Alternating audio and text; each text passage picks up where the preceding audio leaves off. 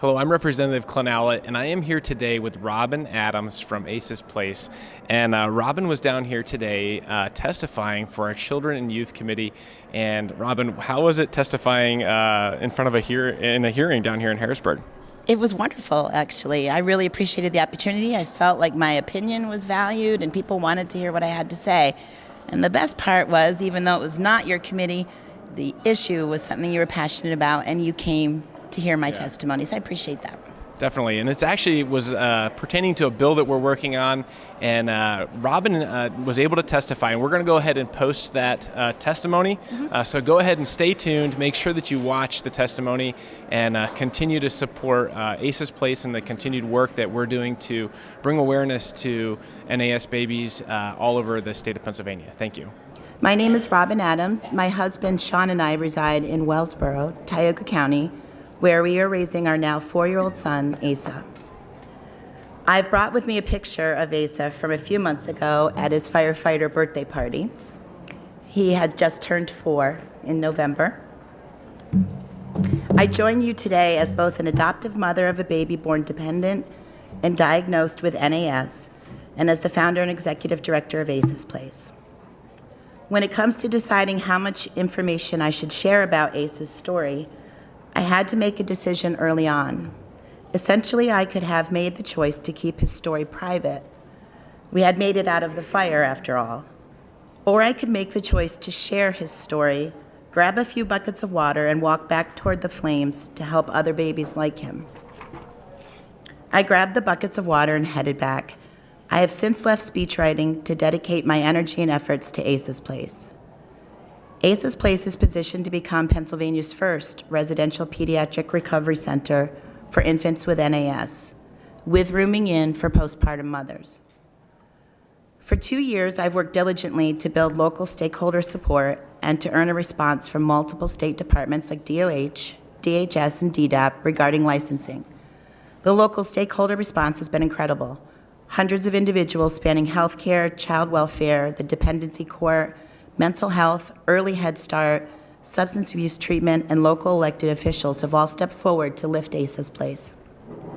Regrettably, the state-level response has been a bit slower, until recently when Deputy Secretary Sally Kozak of OMAP agreed to speak with me by phone, and then more recently replied to a letter of inquiry submitted by my local Human Services Administrator and Tioga County Commissioners that was submitted to the Governor's office.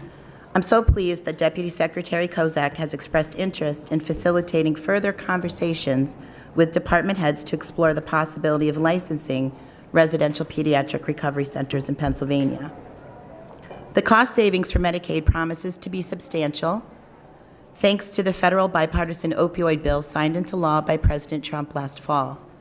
The SUPPORT Act, importantly, clarifies the ability of states under Medicaid to provide care for infants with NAS in non-hospital settings. This morning, I've chosen to focus on Asa and his story, rather than ACES Place. My minutes with you this morning are too important to get bogged down in the birth story of a nonprofit. Instead, I would rather share with you the birth story of my son. Asa's story is a 1 Corinthians kind of story, especially in that love always protects and does not fail. It started a little over 4 years ago when a caseworker named Daniel arrived at our door with a tiny infant who was 3.5 weeks old and had just been discharged from a neonatal intensive care unit. For perspective, I've brought with me the outfit Asa arrived in. Even in a preemie outfit, the sleeves were cuffed and his feet didn't reach the bottom. The caseworker placed the car seat on our table, and I leaned in to smile at the baby boy and say hello. As soon as our eyes met and I whispered, "Hello, sweetheart," he began to cry. He cried inconsolably for hours on end and nearly continuously for the next 3 months. Initially, he would not tolerate more than an ounce or two of formula every few hours. He was sleeping in 15 to 20-minute increments. He was at a heightened risk for failure to thrive, sudden infant death syndrome, and of choking on his own saliva. Asa choked and aspirated quite a bit for the first 6 months of his life because his autonomic nervous system was underdeveloped and his brain often sent the wrong signal to swallow versus breathe. He also had low human growth hormone levels, a low-functioning pituitary, ketonic hypoglycemia, which would cause his blood sugar to plummet without warning, which was life-threatening and required hospitalizations. He had cradle cap, eczema, atopic dermatitis, intolerance to several different formulas, gastric reflux, respiratory problems, an exaggerated startle response, hypersensitivity to light and sound, excessive sneezing, and constant hiccups. If that constellation of symptoms or problems weren't enough, he also had gross motor delays, truncal weakness, sensory processing disorder, a tongue tie, a lip tie, myoclonic jerks well past infancy. Essentially, for the first year, I rarely left my house due to Asa's high level of needing care. At age 1, my 1-year-old was not like most other 1-year-olds. He was not crawling, not self-feeding with a pinch of grasp or swallowing correctly, and walking wouldn't come until 18 months. And he was nowhere near sleeping through the night, more like 30 minutes to an hour at a time. During Asa's infancy, my husband and I hung double curtains in our first floor windows to keep out the smallest shred of sunlight. If, when carrying Asa through the house, he encountered bright sunlight, he would cry, scream really, and it would take hours to calm him down. We ate with paper plates and plastic utensils to avoid the clanging of silverware and dishes. We spoke to each other in gestures rather than words because even a hushed whisper would wake him. Yet we had a steadfast determination to put Asa's needs ahead of our own no matter what. You see, even before he drew his first breath, he had already survived 6.5 months of exposure to heroin, prescription painkillers, crystal meth, marijuana, cocaine, tobacco, alcohol, and bath salts, all while still in the womb. He had already survived in utero exposure to toxic stress and domestic violence, and he had survived a premature birth. Surely we were not only not going to fail him, but we were committed to making it up to him. On any given day, it took all we had to give and then some. We had announced and unannounced visits from children and youth caseworkers, scheduled visits from foster care workers, and 3 3-hour-long visits with the biological parents in our home every week, including no-shows and cancellations due to the parents being under the influence and even nodding out while holding Asa and once nearly dropping him. We had early intervention service workers visiting 3 times a week for speech, occupational, and physical therapy. We had numerous court hearings to attend, concurrent planning meetings to attend, and what seemed like countless appointments with Asa's pediatrician and specialists. Fortunately, as I mentioned earlier, I was on contract when Asa arrived, so I was able to dial back my work for a period of time. Yet, because of writing about substance abuse and mental illness for so many years, I knew a lot about the dismal success rates for treating heroin addiction. I knew the data and the studies that highlight the extraordinarily high relapse rates. I knew about the barriers to treatment, and I knew a lot about how little addicts actually know about their own illness. Having had this professional experience and background, I knew that Asa's biological parents had a rough road ahead of them to regain their health and get Asa back. But I also knew I had to give it my all to help them succeed because I believed then that recovery is possible and families can be reunified and recovering addicts can be good parents. I still believe that, but in Asa's case, I was wrong. Yet on top of caring for Asa, I allowed myself to commit to caring for them. I called often, texted pictures, drove them to their treatment, to therapy appointments, to support groups, fed them, and on a few occasions, I even found myself defending them. A year into Asa's placement with us, I realized I had to stop. It had been a whirlwind of a year, a sleepless year, and my husband and I had been abruptly thrown into foster care as an emergency kinship placement for Asa.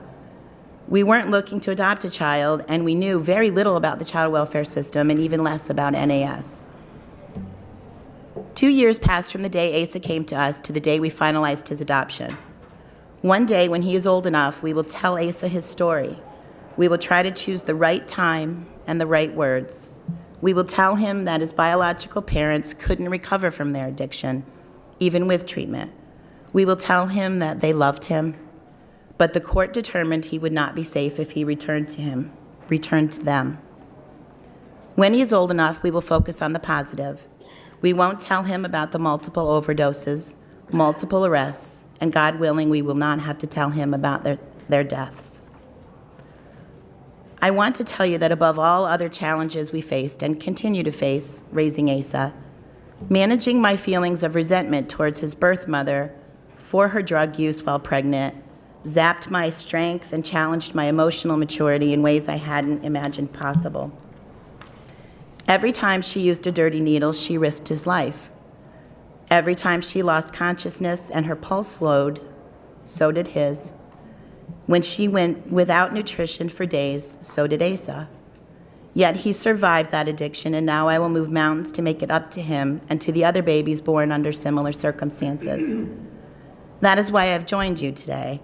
I ask that you consider babies like Asa not as collateral damage to the bigger opioid crisis of adults, but as vulnerable individuals deserving our protection, our programs, and our services right now, not some distant time in the future when we figure out a better way to report their births or design a better and more robust data collection system.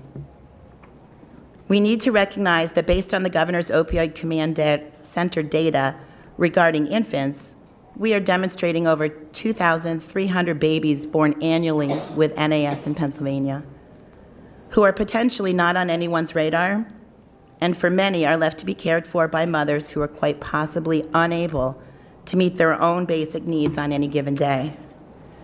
We need to face the issue of substance-exposed infants with greater urgency. We need to understand the dramatic and lifelong impact of neglect and abuse during infancy. Consider in the first year of life, 700 to 1,000 new neurological connections form every second. Now imagine how many connections or neural pathways remain incomplete or altered when mom is unconscious for hours at a time and or disconnected from the caregiver role while battling her own withdrawal symptoms. Attachment deficiencies and disorders are extremely harmful and very difficult to overcome in one's lifespan. We should also consider the possibility that mom may not want to or doesn't know how to care for her infant in the first place. I offer a few points. The National Institute of Health tells us 86% of all pregnancies among opioid-abusing women are unintended. The National Institute of Drug Use, NIDA, warns that relapse rates and rates of overdose deaths from postpartum women are significantly higher in the 6 to 12 months following the birth of the child. NIMH, the National Institute of Mental Health, estimates 60 to 90% of drug addicts have mental, emotional, or personality disorders leading to poor parenting skills. The Children's Bureau warns that the incidence of child abuse is tripled with drug-abusing caregivers, and the most dangerous time for the at-risk infant is within his or her first month of life. Yet despite data points like these, and with all the Commonwealth's strides in increasing access to treatment for adults and increasing treatment capacity or treatment beds, we have forgotten treatment cribs. In part, I blame semantics, even well-intentioned word choices. For example, when we say a baby like Asa is born dependent, not addicted, we close the door to substance abuse treatment dollars for infants because we are not treating a disease. We then are simply focusing solely on pharmacological interventions to ease withdrawal symptoms for a brief period of time after birth. Softening from addicted to dependent implies it is less harrowing to detox at 3 days old than at 33 years old. Additionally, we often hear the argument that babies are not born addicted because the child did not choose to ingest a substance, so there is no cognitive functioning to develop an addiction. I can't win that argument because it is obvious and evident that Asa wasn't able to take money and make his way to a street corner to buy heroin when he was a few months old. But I invite this committee to ponder the question that if addiction is a brain disease and the developed adult brain is essentially hijacked and neural pathways are rewired to endlessly pursue a drug, then is it not possible that the developing fetal brain is not rewired per se, but actually is built, synapse by synapse, to endlessly pursue a drug? Numerous studies link adolescent and adult substance use disorders to prenatal exposure. Perhaps we should be treating the infant's addiction, not merely dependence, after all. When we soften, I believe we also lessen. When we lessen the magnitude and severity of an issue, we get complacency. For instance, when leaders in the field of child advocacy, medicine, and women's rights repeatedly make the statement that there have been no reported long-term effects of maternal opioid use on the developing child, they are softening and lessening. My response to this statement is twofold. The absence of longitudinal studies and robust research does not equal the absence of long-term effects. And well, I wish you could meet Asa. When we are more worried about shaming an adult or stigmatizing an adult's behavior than making sure we are providing for the needs of that adult's helpless and often very ill child, we are saying, in essence, even after birth, the parent's feelings are more important than the infant's well-being. Having met Asa's needs throughout his infancy, I could not disagree more strongly with this thought process. Instead of hoping that despite mother's addiction, she can and will care for her high-needs baby, often alone, while continuing to turn a blind eye out of the public pressure to not stigmatize her and to respect the mother-infant dyad, we are oftentimes failing the vulnerable children. Consider UPMC McGee's Pregnancy Resource Center in Pittsburgh. It is a phenomenal program that treats addicted mothers throughout their entire pregnancies, offering conversion to medicated-assisted treatment, unparalleled obstetrical care, and behavioral health care, all in a completely judgment-free environment. Yet despite their incredible approach, which essentially eliminates all barriers to treatment, roughly 30 to 40% of their patients quit the program. These moms, whether they decide they don't want to do counseling or they go back on street drugs or fail their weekly drug screening tests, eventually quit. Included in the backgrounder that Kathleen Palm with the Center of Children's Justice prepared for this hearing is a mention of retired Pennsylvania Congressman James Greenwood's work to secure the 2003 CAPTA amendment, which attempts to ensure that infants affected by prenatal drug exposure are referred for and connected to interventions. Back in April of 2002 on the House floor, former Congressman Greenwood said this when he was introducing his amendment. Today, children are born all over this country to mothers who have substance abuse problems. Their mothers are alcoholics or their mothers are drug addicts. These babies are born in hospitals, they are frequently underweight, they are frequently frail.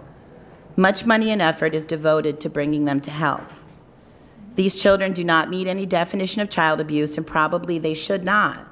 But what happens is they are sent home from hospitals every day in this country, and it is only a matter of time in so many instances until they return back to the hospital, abused, bruised, beaten, and sometimes deceased. That is because we have not developed a system in this country to identify these children and intervene in their lives. Distinguished members of this committee, I offer that we are still in this same place in time. Still, we do not have a system in place to identify and intervene. In part, I believe this is because we have been reluctant to take any decisive actions when babies are born exposed or dependent, because we do not want to appear punitive or too judgmental or lacking empathy and compassion. Yet logic tells me that an adult with a substance use disorder can recover from a bruised ego much more readily than a child can recover from a bruised brain. The brain disease model or medical model of addiction tells us that a pregnant woman who is addicted cannot help herself and that she will continue to use because she has a brain disease. Then it asks us to understand that she is not responsible for her choices or actions because she is at the mercy of her addiction. If we are to believe that and to accept that, then we must be okay with, or at least at peace with, the knowledge that that same woman may, over and over again, cook a shot of heroin rather than warm a bottle. I'm not okay with that, and if you've ever loved a child, you are undoubtedly uncomfortable with this choice as well. When it comes to intervening and helping babies like Asa, we've got to stand up for the infants. We've got to find some middle model, if you will, halfway between the moral model of the early 20th century and the medical model of today, a model that recognizes treatment works, recovery is possible, and families can heal, but not at the expense of children. While I agree we should not be accusatory, blameful, or moralistic, I believe we need to be aware informed, and willing to act on behalf of our most vulnerable citizens, the Commonwealth's babies. Asa is no longer a baby. He is rambunctious, imaginative, playful preschooler. In his classroom today, he is one of the most affectionate, thoughtful, and brightest students. He is advanced. He is a friend and buddy to many. At home, he suffers from anxiety and aggressiveness. He can demonstrate an explosive temper, a short fuse. We work bi-monthly with his child psychologist on impulsivity issues and deficits in executive function. Yet, he is one of the lucky babies. He has a real shot at becoming a healthy adult because of one person, the hero of Asa's story, Dr. Michael Flores. Dr. Flores is a neonatologist at UHS Wilson Medical Center in Johnson City, New York. Asa was born at Guthrie's Robert Packer Hospital in Sayre, Pennsylvania. But he was immediately transferred to the closest hospital with an available NICU bed for treatment of his drug exposure and his prematurity. There, Dr. Flores did something remarkable. He noted the level of heroin in Asa's system and contacted Tioga County Children and Youth, Asa's county of origin, not county of birth, and across state lines. 100 is the lab result which is needed to confirm morphine or heroin in a baby's meconium at birth. Asa's result was 1,600. We found out later that live births above 400 are rare. We truly don't know the amount of heroin in Asa's system when he was born because the test tops out at 1,600.